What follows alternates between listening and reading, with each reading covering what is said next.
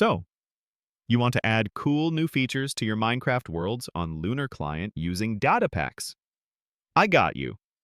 Lunar Client is popular with Minecraft players, including many in the USA who enjoy customizing their game.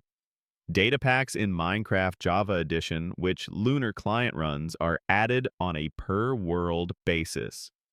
First, download the data pack you want, usually as a zip file from a trusted source. Then launch Lunar Client and go to Single Player. To add it to an existing world, select your world, click Edit, then Open World folder.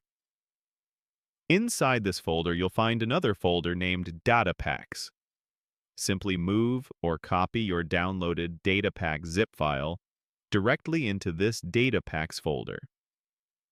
If your world is already loaded, type the command /reload into the chat. For a brand new world, when you're creating it, click the Data Packs button, and you can add your downloaded zip files there before the world is even made. This ensures it loads with the world from the start. And that's it.